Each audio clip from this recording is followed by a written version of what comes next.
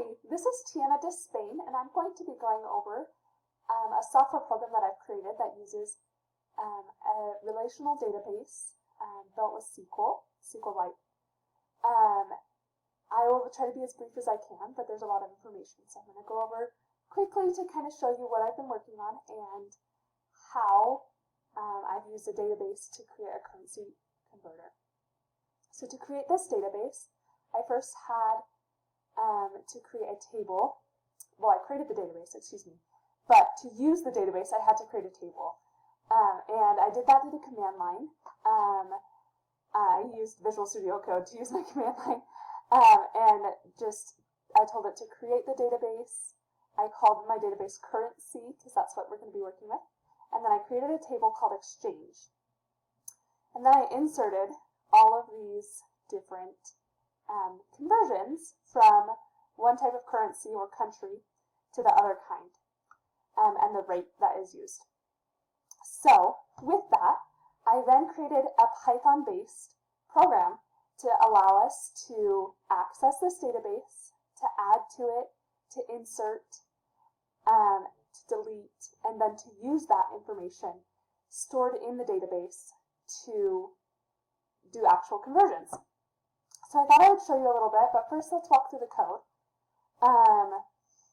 So we'll start down here because this is kind of where we've got our run of code. So this is important. What we have here is choices, and it's going to be a little bit, let's pull this over. So we've got the choices to update the database, add to the database, convert currency, or delete from the database. And then this is just an if statement calling the correct functions or methods to do that. So the first one that we're going to be doing, let's do add to the database first. That way we can delete it later. So add to the database is B. Then let's go up to where add to the database is. Okay, right here. So this is a function to add a row into the database. And here we are at, so it has printed it so we can see it, the same table right here. And then it's going to ask us all these questions to get the right information in. And then we'll execute that by inserting. And then we're going to print it so that the user can see what they've added. So we're going to make one up, and we'll do my first 3 letters of my name, and the last 3 of my name. And we'll do, let's say 0.8 is the exchange rate on those 2. All right, there it is. It says we've added that entry. Okay, so we can come over here and we'll just run this, and there it is. It's showed up on our database. The next one that we can try, let's do, let's update that one there.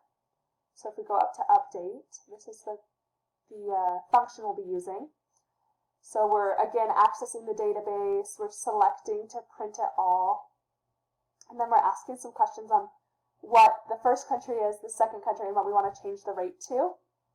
And then we're going to print that out, so we'll update it, and then we'll print it out, so it can be seen. So let's do that again. Tiana Despain. Let's change it to 10.6. There it is, it's changed. So if we go over here and we run this again, and you can see it's reflecting that change here as well. All right. The next one we'll do is we will, let's delete that one, just to get it out of there. So let's go down to delete so you can see what I'm doing here. Again, we're connecting to the database. We're asking what we want to delete. We're showing what options we have. It's going to ask for the first country and the second country again. And then it will be using delete here. And it's not going to print anything this time other than just success, because there's nothing really to print. It's just saying we've removed it. But we can check it over there to make sure it worked. So we'll do Tiana, Despain, success. All right, let's see what it did over here. There it goes. It's gone. This is so fun for me. All right, and we'll do our last one. So the last one here is to actually do a conversion. So if we go up to conversion, so this is an exchange currency. It's going to ask about what currencies we have and what we want, and then what amount we have. And then we're going to call this function called getExchange. So let me get to that point. We'll change from USD